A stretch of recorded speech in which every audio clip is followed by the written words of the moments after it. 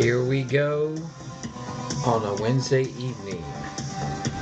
Live in the upstate, this is First and Tim, however you may be listening. YouTube channel, First and Tim Podcast, Spotify. Hope you're doing well. October is here. Football, MLB wild card, preseason basketball. We've got a whole bunch of stuff getting into it. As per usual, it was a crazy Sunday NFL week. Let me start with this. So the Steelers coach is going with Kenny Pickett over an under average Trubisky. So there are streaks in sport history that are pretty amazing. Joe DiMaggio hitting 56 straight baseball games, it will never be equal.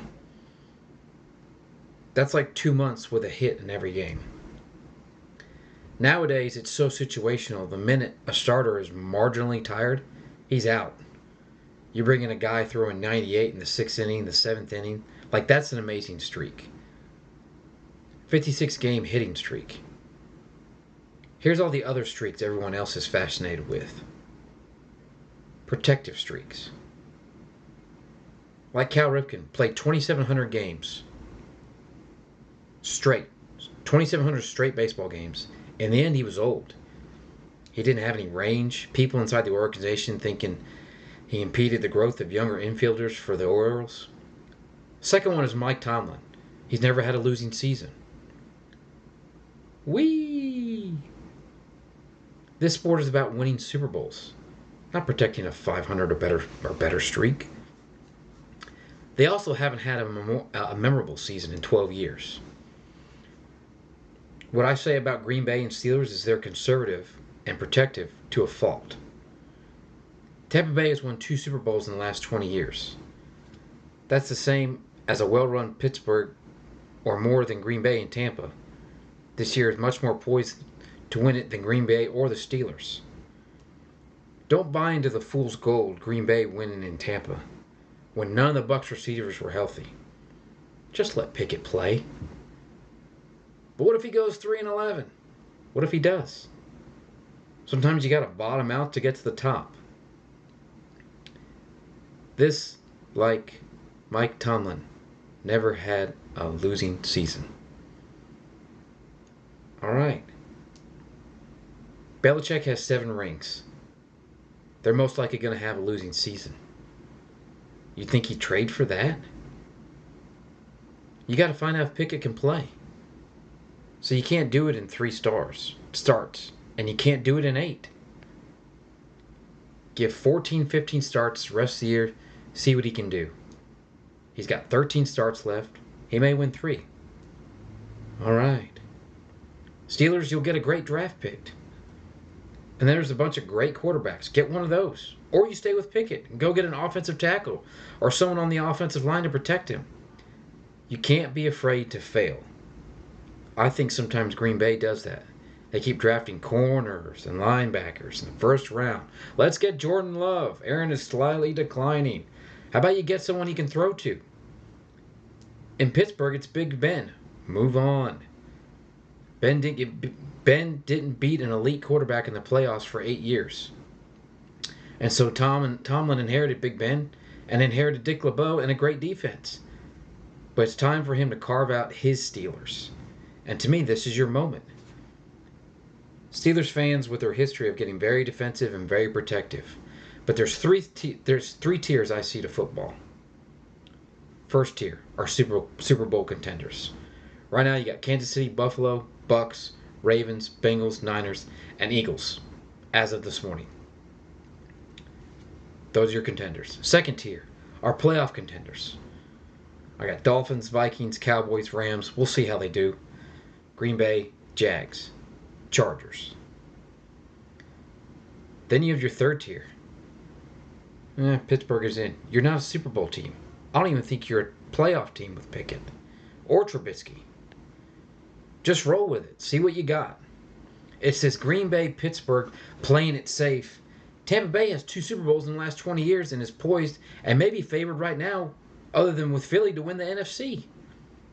Pittsburgh, you're not even close to winning the AFC. And Green Bay doesn't have a number one receiver. They're not winning a Super Bowl. Rodgers said this week that the way we're winning is not even sustainable. So I picked the Cowboys to literally not win their last 3 games, and they've won their last 3 games with Cooper Rush. Hold on, Cowboy fans, don't lose it. Oh well, we told you so. Don't even get me started. You got to play the Rams, and the Rams are favored by 4.5 at home, but it is a short week. Also, McVay is coming off a loss. They might be inspired. McVay is 3-1 over Dallas since taking the coaching position. Reed, Belichick, Shanahan, McVay always tend to be good off a loss. Here's Jerry Jones. Give him his due. He has managed to right the ship, steady it, and then progressively get this team in shape to play without Dak. And that's a team-wide thing. I think it would be an injustice not to give him the kind of credit as head coach for getting this thing right and getting it to this point. And what's happened over the last 3 weeks is with the makeup of our team, and I think our personnel, and I think our potential, with the makeup of this team, these 3 games got us back in the hunt. All right, there is an advantage for playing in a weak division like Dallas that you can get right very quickly. This is what Green Bay and Dallas has had the upper hand the last few years. The Giants or the Commanders rolling in. They get a little bit of a break now. The Rams are coming off a loss to a division rival, and the Rams are struggling to protect Stafford, and the Cowboys' pass rush is the strength of that organization. I think it'll be a tasty matchup. I didn't think they'd win these games, but it's 2022. You cannot predict anything with the NFL this year. If the Rams aren't healthy on the O-line and Stafford continues to get sacked or pressured like San Francisco, it'll be a low-scoring under game. By the way, the Rams are dead last in pressure rating, 9%. So if they can't get to the opposing quarterback and can't protect their own quarterback, you lose. 49ers are playing the Panthers this week. 49ers are favored by 6.5. Matt Rule says Sam Darnold's not close to coming off IR. Baker is the start. Here's my thought. Here's my thought on Baker. Baker had a shot in the league with a great O-line and running game and didn't take advantage of it. You can't be Johnny Manziel or Baker in this league. You got to be mature. Case in point, Jameis Winston blew his opportunity with all those great receivers in Tampa, and now he's in New Orleans with a defensive coach. He had Evans, Godwin, O.J. Howard, offensive coach Bruce Arians, but he could never grow up. You don't have time for this. You've got to grow up to be a quarterback in this league.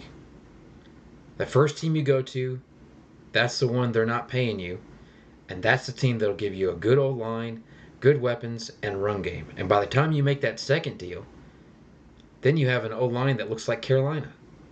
That first roster will be your most talented. This time next year, well, not even next year, probably by the end of next year. Baker will be a backup. He's not doing commercials, maybe a booth job. If I owned a network, I'd sign him tomorrow as a college football announcer. And I get it, he's not any Herb Street. But I put him on a college game. He's got the collegiate credibility. He's totally outspoken quarterback. Like in baseball, a lot of catchers in baseball become broadcasters. NFL, a lot of QBs become broadcasters in the booth. Tony Romo's my favorite. I think tomorrow,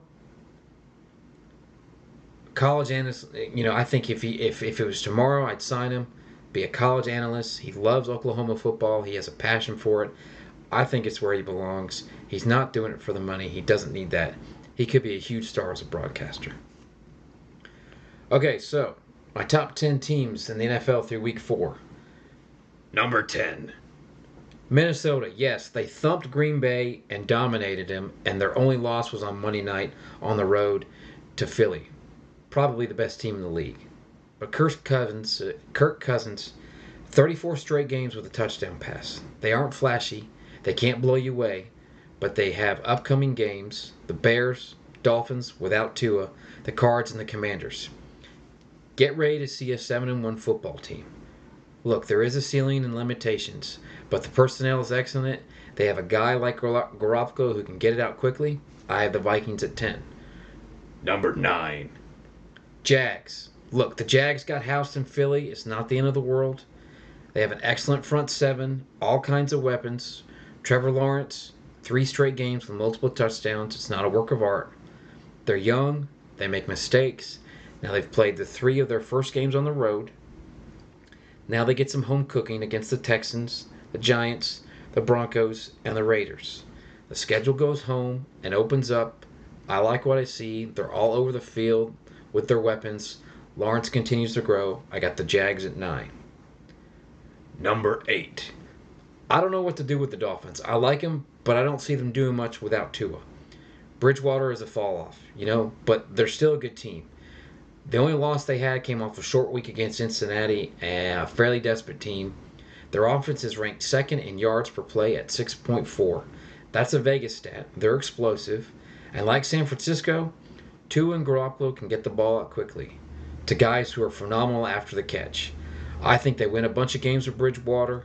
Their schedule goes. Texans are on the board. Next is the Jets, Steelers, Lions, and Bears. I think you go a month with Teddy and win most of those games, so I still like Miami at 8. Number 7. They did beat Miami. The Bengals did beat Miami. Defense is number 8 in the NFL. They've only allowed 5 touchdowns all year. That's second to the Cowboys. Other thing, Joe Burrow. Off-season surgery. Didn't play in preseason. Bumpy open week. What's Burrow in his last 3 games? 6 touchdowns, 0 turnovers, and a passer rating of 107. Number 6. Ravens, the weirdest team in the league. All right. First, they've lost 5 straight games at home. Second, their defense has the most takeaways in the league, but the worst pass defense in the league. They're great in the first half, but not in the second. I like the staff, the owner, and the organization with Lamar Jackson. They can win any game and lose any game. But suddenly they're a strange team that is better away from home than at home. I thought they almost had Miami. They just had a bad last 8 minutes of the game. I got Ravens at 6. Number 5. Their defense, 49ers, leads the NFL in scoring defense. Only team holding their opponents under 4 yards per play. Only team that hasn't allowed a touchdown in the first half this season. And they are physical. They pushed the Rams around along the field Monday night. They're one of my favorites to watch now with Jimmy G back. Wasn't a fan of Trey Lance.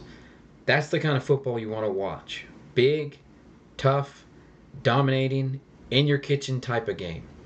Trent Williams gone at left tackle, so I can't put them any higher for a month. I'll have the 49ers at 5. Number 4.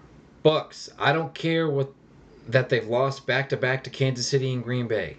Now, they all have the receivers. They have the Falcons, Panthers, and Steelers coming up. So the 2-2 will be the 5-2 Bucks. They have their players back. Brady leads the NFL in touchdown to interception ratio. It's remarkable that they're competitive with Kansas City and competitive with Green Bay, considering the follow-up players they didn't have. I watched the Kansas City game. Once they got healthy, you don't want any piece of this team with Brady at the helm. The NFC especially. Number 3. Bills.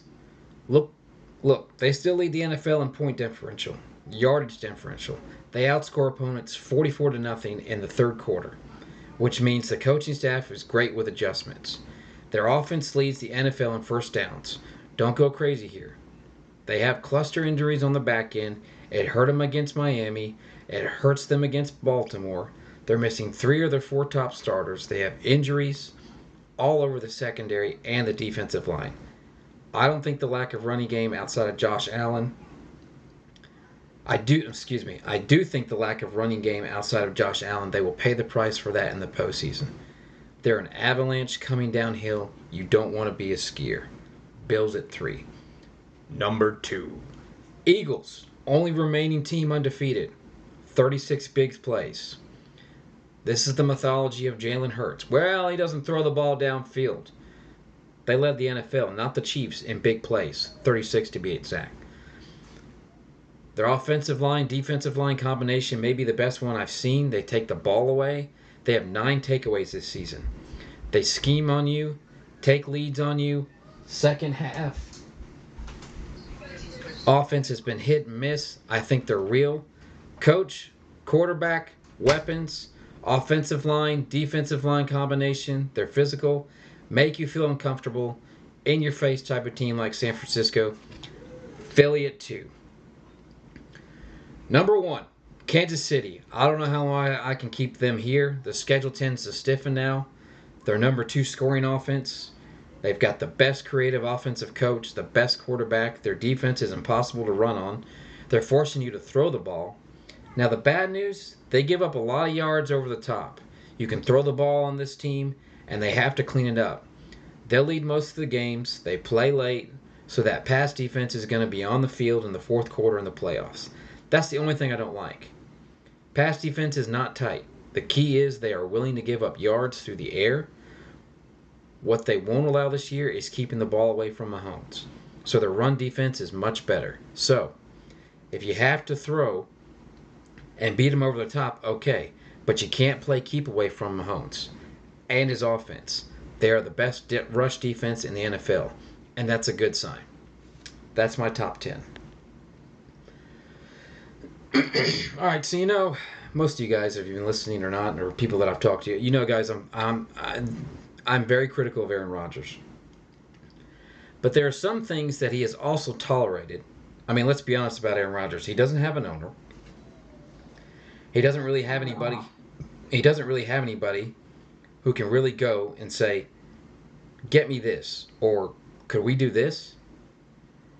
Midwestern conservative team. It's got a very Colts feel to it. Packers are very conservative. Not a lot of big swings.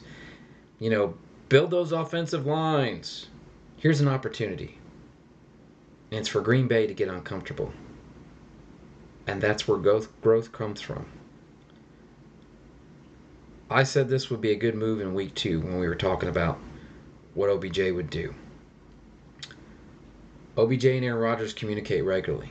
Yesterday on Twitter, OBJ praised Rodgers. Rodgers talking about their relationship. Go get him. Number 1, it's a position you need. You're not getting to the Super Bowl with Romeo Doubs as your number 1. He might be maybe a second or a solid number 3. Second, Beckham is a veteran receiver. You don't have to teach him how to run routes. You don't have to teach him how to be big in big games. Third, it's not a long-term deal. You don't need him 4 years when Rodgers will be done in probably 2. You give him a 1 to 2 year deal. Okay? Number 4, it makes Aaron happy. That matters. You keep your quarterback happy. That's why Brady left New England. They couldn't make him happy. That's why Russ left Seattle. And finally, the NFC is wide open. I mean, the only con here is you look at OBJ in Green Bay. It doesn't matter. This isn't a long-term acquisition. 1 to 2 years tops. Growth and greatness comes from getting uncomfortable. Same old, same old. Favre, 1 Super Bowl. Rodgers, 1 Super Bowl. That's it? New England had Brady. They got a pickup truck full of rings. Am I right? When you have an Elway or a Brady, when you have one of these all-time greats, you don't have them forever. The fact that you went to Favre to Rodgers is like going from Peyton to Andrew Luck. It just doesn't happen. And so make it happen. Get uncomfortable. Green Bay is always conservative or careful when it comes to trades and acquisitions. They had a lot of singles and doubles. Oh, A.J. Dillon, 2nd round. That's a good double. Green Bay, take a big swing. There's an old saying in Minnesota. It says, Minnesota nice. Giannis and the Bucks, they're nice. Gonna win more than 1 ring? Warriors have like an 8-year dynasty, so let's hope it's more than 1 ring. Green Bay front office, nice. Packers, nice. Built for the future. Draft Jordan Love. How about taking a big swing at a wide receiver? You realize you won't go to Favre to Rodgers to another legend. Miami's still trying to find Marino. Denver had to go to Russell Wilson and Peyton Manning because they couldn't draft an Elway. It won't happen. So over the next couple of years, appease Aaron. Go get a big swing. He made an immediate impact again. I wouldn't sign him to a 4-year deal, but I'd bite on him on a 2-year deal if I could get him this year. And then all of a sudden you add OBJ to Romeo Doubs, to Christian Watson, to that tight end, to Aaron Jones. Okay, now you move up a tier. When you have an old quarterback hinting multiple times about retiring, it's very possible he plays 2 more years. Couldn't you take one more big swing for him? Speaking of big swings, Aaron Judge set the new record for the AL single season home run record last night. And here it is.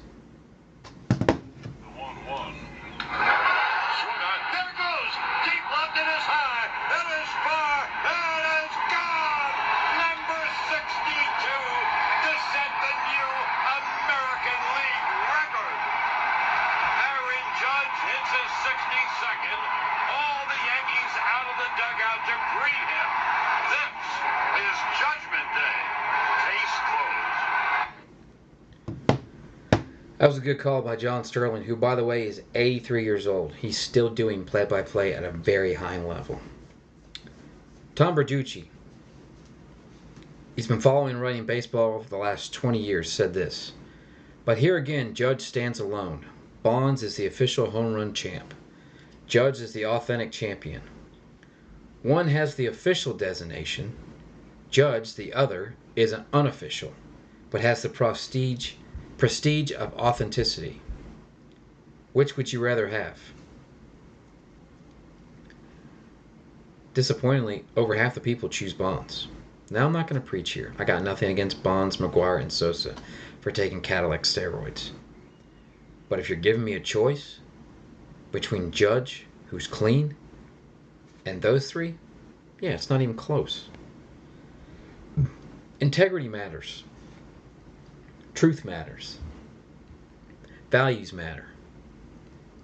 But I believe we as the consumers, we take people at their word. Politicians, CEOs, sketchy baseball players, people with really influence, changing lives. They lie. I'm not talking about like a little white lie that you tell your spouse or something you try to use to get out of work. I mean big stuff. This home run king in sports, it's big stuff. In our tiny little world, it does matter that Aaron Judge is clean.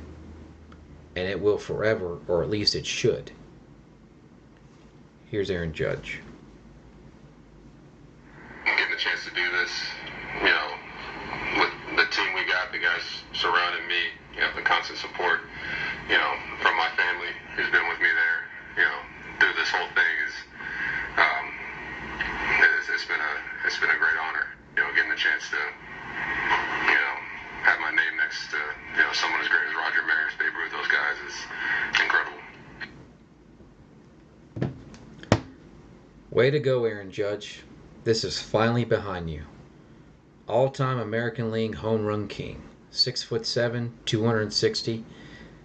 And that's what a home run hunter should look like. Now, Yankees. How about you try and focus on winning a World Series, since you haven't been since 2009? The Mets are circling the drain, and I don't think you'll make it, Yanks. All right, closing tonight. Fantasy football owners. I have a few waiver wire picks. If they're available in your league, you should pick up. Now, hear me out. These are just my picks. I'm no expert. All right? But looking at the wire, for running back position, if Ramondre Stevenson with the New England Patriots, Jeff Wilson with the San Francisco 49ers, Alexander Madison with the Vikings. All back up to their starters. Most of their stars aren't performing or they're coming off an injury. I picked up Madison because Vikings are hot right now. Dalvin Cook came off a shoulder injury, so they're going to rotate him out and use him just a little bit at a time. So you guys take that as you will. Wide receivers, we've got Elijah Moore, Robert Woods, Alan Lazard, and Darnell Mooney. Now, Elijah Moore for the Jets, he's a second-round pick of 2021. I'd pick him up with now that Zach Wilson is back and they're playing against a shook-up Miami team with no Tua this week. Last week, Allen Lazard had a breakout game against New England, over 110 yards receiving. So you guys take that with it was. Robert Woods is with Tennessee and Darnell's with Chicago.